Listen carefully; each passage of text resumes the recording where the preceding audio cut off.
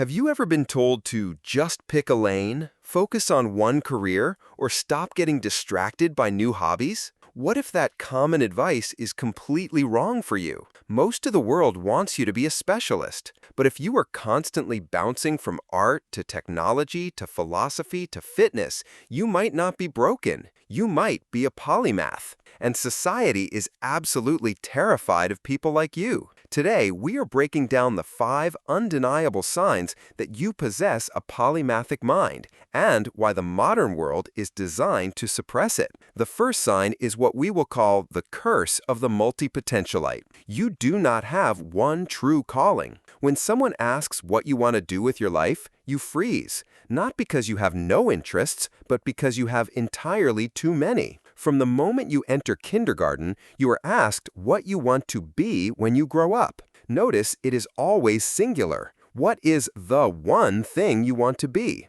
You are forced to choose a major in college and pick a single career path. For a polymath, this feels like a death sentence. To choose one path is to abandon 100 other lives you could have lived. You might have a degree in finance, but spend your evenings producing electronic music and weekends restoring vintage motorcycles. Society looks at this and labels you scattered.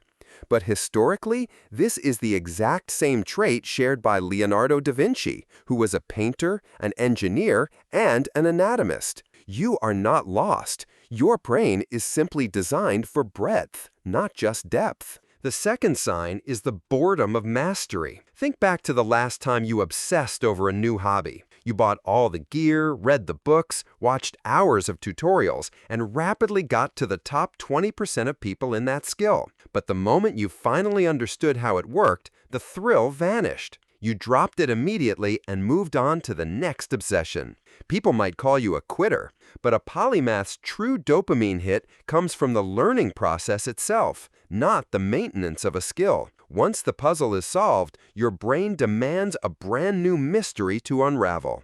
But here is where it gets difficult and why society pushes back against you. The Industrial Revolution built a world of assembly lines. They want a worker who puts the exact same screw into the exact same door 1,000 times a day. The modern economy rewards hyper-specialization. If you are a polymath, you are a wild card. You do not fit neatly into a corporate job description, which makes you dangerous to the status quo. Which brings us to the third sign. You constantly cross-pollinate ideas. You see patterns where other people see chaos. Because you have dipped your toes into so many different fields, you can take a concept from biology and apply it to a marketing problem. You can use musical rhythm to write better computer code. Let me give you a real-world example. Steve Jobs famously took a calligraphy class in college. It had nothing to do with computers and seemed entirely useless for a tech entrepreneur. But years later, that single class was the reason the Mac had beautiful, proportional typography. It changed the entire computing industry. As a polymath, you are collecting these seemingly random experiences, trusting that one day they will fuse together into a brilliant, world-changing idea. The fourth sign is that you learn at a terrifying speed. When a polymath enters a new domain, they never really start from scratch. You already have a massive mental framework built from your other pursuits. If you know how to structure a story, you already know how to structure a sales pitch. If you understand the physics of a golf swing, you can figure out the mechanics of a tennis serve. People are shocked by how fast you pick things up, but they do not realize you are just translating old knowledge into a completely new language. Finally, the fifth sign is the imposter syndrome of the jack of all trades. The full quote is actually, "A jack of all trades is a master of none, but oftentimes better than a master of one." Yet, you constantly feel like a fraud. You are surrounded by specialists who know more about their specific niche than you ever will.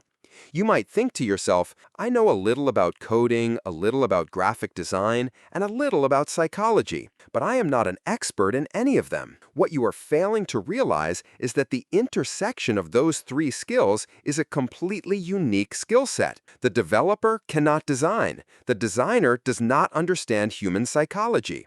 But you can build an app that looks beautiful and is highly addictive because you understand all three. You are not a master of none. You are a master of integration. If you resonated with these 5 signs, you need to stop fighting your own nature. Stop trying to fit yourself into the tiny, specialized box that society built for you. Embrace your wandering curiosity. Build a life or a business that allows you to pivot, explore, and create at the intersections of your passions. The world already has enough specialists. We need more polymaths to connect the dots. If this video helped you finally understand how your brain works and gave you permission to be yourself, please subscribe to the channel. I make content just like this every week to help you unlock your true potential. Thanks for watching, and I will see you in the next one.